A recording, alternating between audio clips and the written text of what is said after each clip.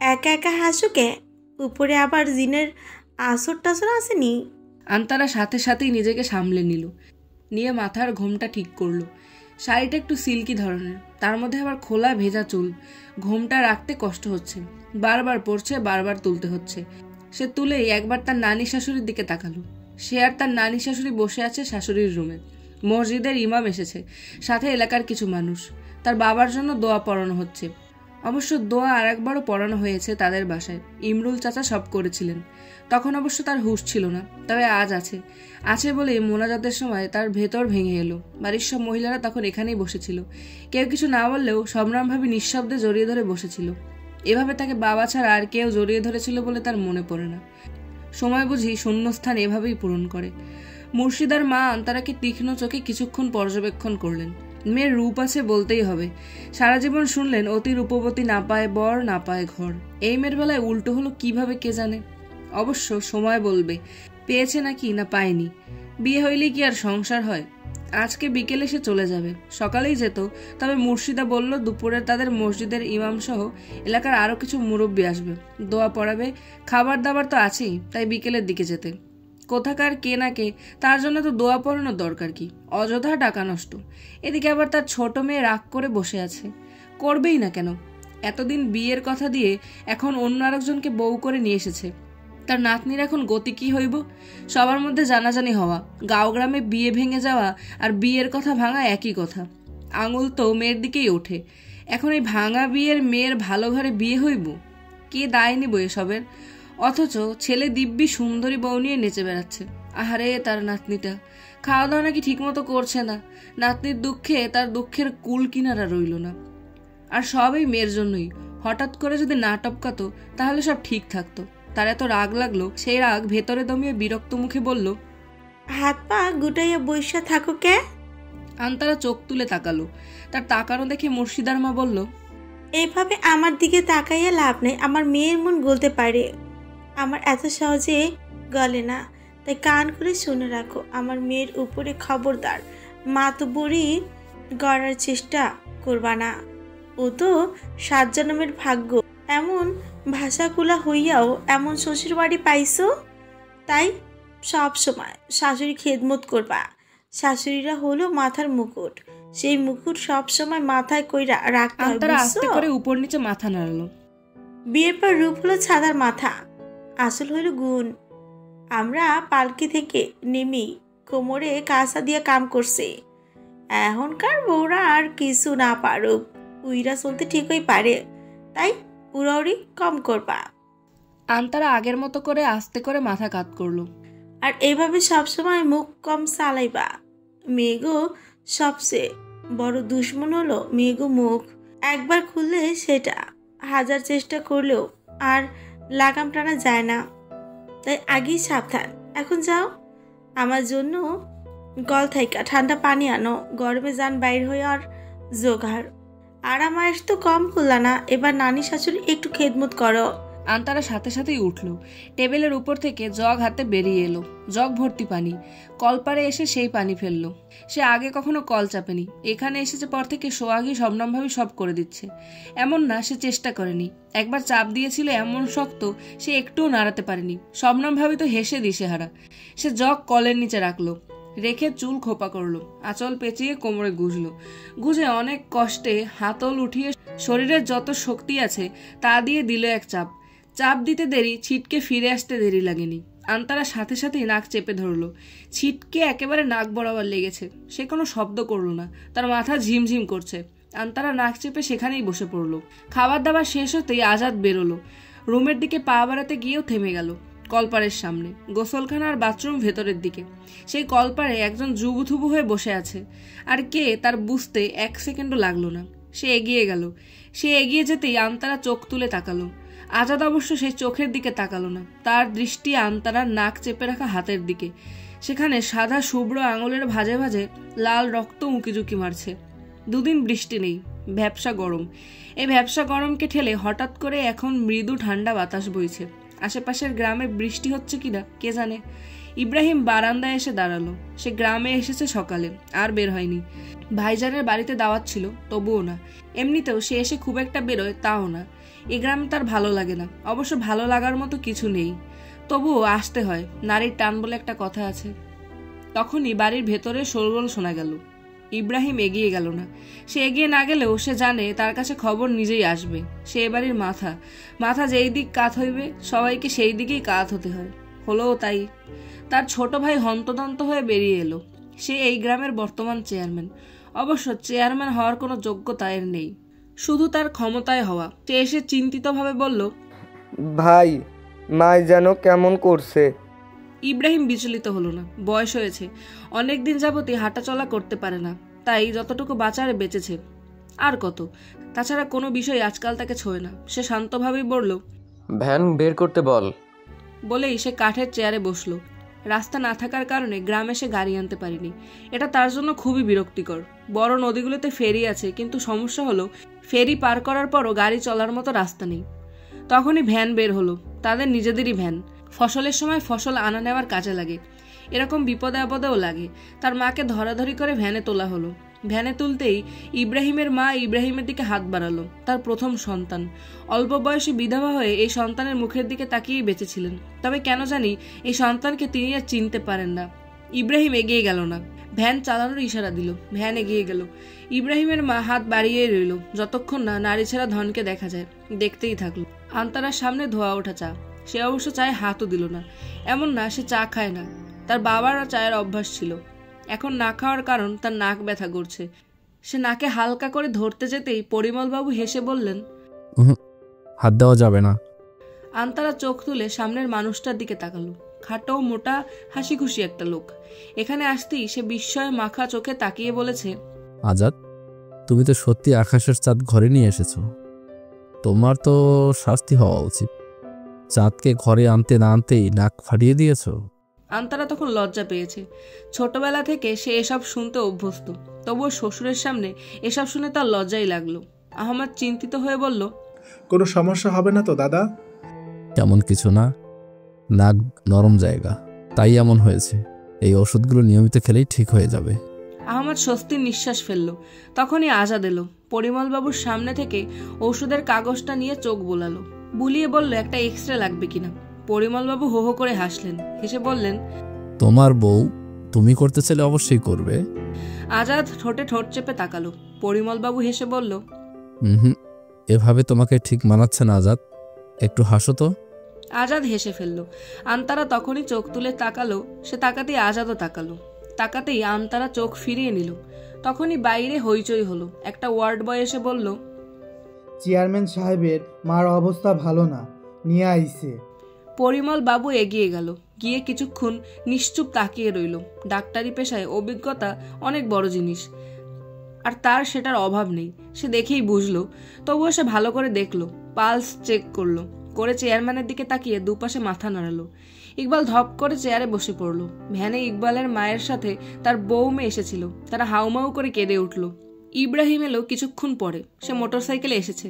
এই গ্রামে একমাত্র চেয়ারম্যানেরই মোটরসাইকেল আছে। সে পরে বের হয়েছে বলে আসতেও দেরি হলো। মায়ের মৃত্যু সংবাদে তাকে তেমন বিচলিত মনে হলো না। সে এগিয়ে আহমদের দিকে আসলো। এসে স্বাভাবিকভাবেই জিজ্ঞেস করলো, ভালো আছো আহমদ? আহমদ মাথা নাড়ালো। বাবার সাথে ইব্রাহিমের সম্পর্কটা অন্যরকম থাকলেও আহমদ খুব একটা ইব্রাহিমকে দেখতে পারে না। পারবেই বা কেন? এর কোনো ভালো রেকর্ড নেই। ঢাকায় 2 নম্বরই ব্যবসা আছে, টাকা পয়সা প্রচুর, মানুষ খুন করার মতো বদনাম আছে।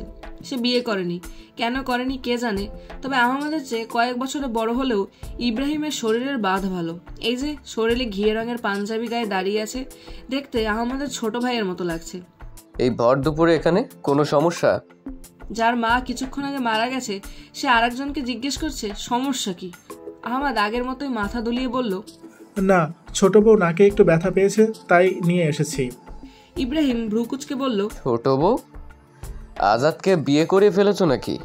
হ্যাঁ, বাবা চাইলো। আফসার ভাইজান কেমন আছে? ভালো। তখনই আন্তারা বেরিয়ে এলো, কাঁদছে কে দেখার জন্য। আজাদ দরজার সামনেই দাঁড়িয়েছিল। তার পেছনে এসে উকি দিল। সাদা ধান পরা বৃদ্ধ এক মহিলা। তার নিথর দেহটা পড়ে আছে, তবে চোখ খোলা, হাতটা বাড়ানো। তার মনে হলো তার দিকেই বাড়িয়ে আছে। সে ভয়ে আজাদের পেছনের শার্ট খামচে ধরল। আজাদ পেছন ফিরে তাকালো, নিশ্চুপ কিছুক্ষণ তাকিয়েই রইল। তারপর চোখ ফিরিয়ে আস্তে করে বলল।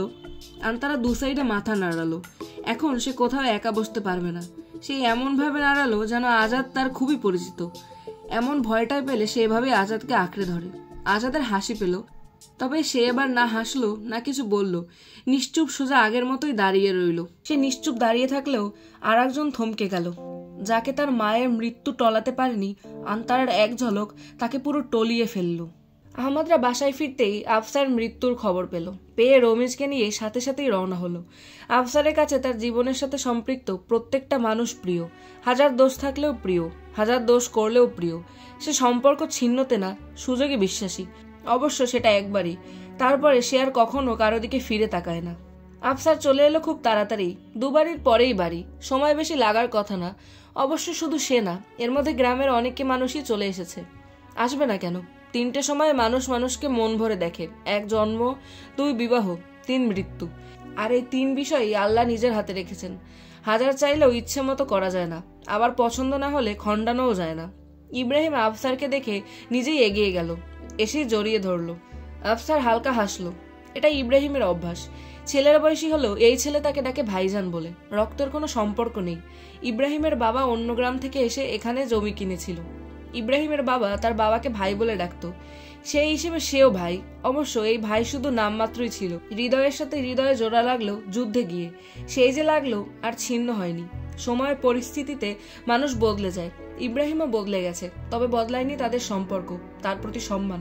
তাই যতবার গ্রামে আসবে ততবারই একবার না একবার হলেও তার সাথে দেখা করবে, আর দেখা হলেই এভাবে জড়িয়ে ধরবে।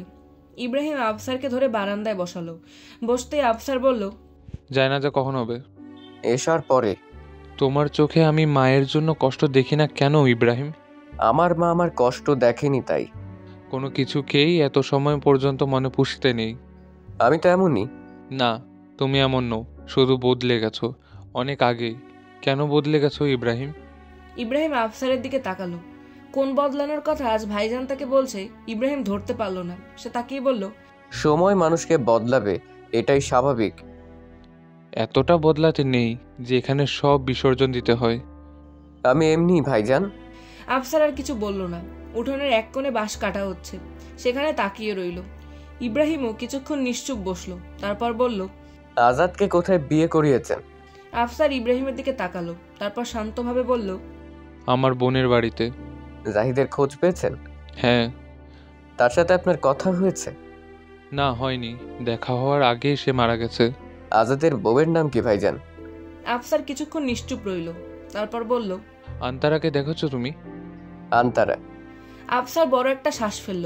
ইব্রাহিমের কাঁধে হাত রেখে বলল, আমি জানি আমার মতন তুমিও ধাক্কা খেয়েছো, তবে সে আন্তারা, আঞ্জুমানের দহিত্রী আন্তারা। দহিত্রী? হ্যাঁ, আঞ্জুমানের একমাত্র সন্তানের একমাত্র কন্যা। নাম বদলালে কি মানুষ বদলায়? এখানে শুধু নাম না ইব্রাহিম, পুরো যুগ ঘুরে গেছে, সময় ঘুরে গেছে, এমনকি সম্পর্কও ঘুরে গেছে। তুমি যেটা ভাবছো এটা কখনো হয় না। এই পৃথিবীতে মানুষের জন্ম একবারই হয়। আমাদের ধর্মে দ্বিতীয় জন্ম বলে কিছু নেই। কিছু নেই? এর বাইরেও অনেক কিছু আছে, প্রমাণ আপনার সামনে। না, নেই। সে আন্তারা, সে শুধু দেখতে তার দাদির মতন হয়েছে, এর বাইরে কিছু নেই। ইব্রাহিম আর কিছু বলল না। আফসার আগের মতো শান্তভাবে বলল, আমি চাই না তার সামনে কিছু আসুক।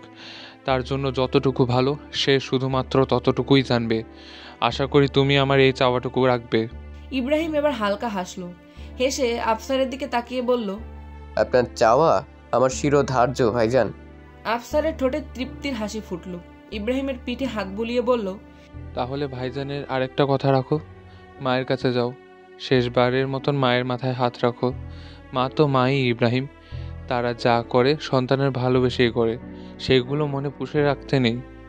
ইব্রাহিম সাথে সাথেই উঠল। তার মায়ের লাশ ভেতরের উঠানে। সে এগিয়ে গিয়ে হাতের উপর হাত রাখল। আন্তারার নাকের ব্যথা কমেছে, তবে যায়নি। যেতে নাকি একটু সময় লাগবে। কত সময় লাগবে কে জানে। আগে সারাদিনও নাকে হাত দিত কিনা সন্দেহ। এখন ঘুরে ফিরেই চলে যায়। আর গেলেই আন্তারা ব্যথায় কুকিয়ে ওঠে। শবনম সোহাগী মুখ টিপে হাসে। আর তার শাশুড়ি মুখ ফুটে তেমন কিছু না বললেও হাবভাবে বিরক্তি ঠিক বোঝাচ্ছে। আন্তারা অবশ্য এই হাবভাব অত বোঝে না বলেই সে ভালো আছে। গত 2 দিন ধরেই আবহাওয়া বেশ গুমুট, বাতাস নেই বললেই চলে। গরমে দুদণ্ড কোথাও বসা যায় না, বসলেই ঘেমে নিয়ে একাকার হতে হয়। তাই আন্তারা ঘোমটা টেনে আঁচল দিয়ে হালকা করে তার নাক মুখ মুছল। সে এমনিতেও বেশি ঘামে, তার মধ্যে এই 10-12 হাত কাপড়, ডিমের মতো সেদ্ধ হচ্ছে না এই তো কত। আন্তারা নাক মুখ মুছে শবনমের দিকে তাকালো।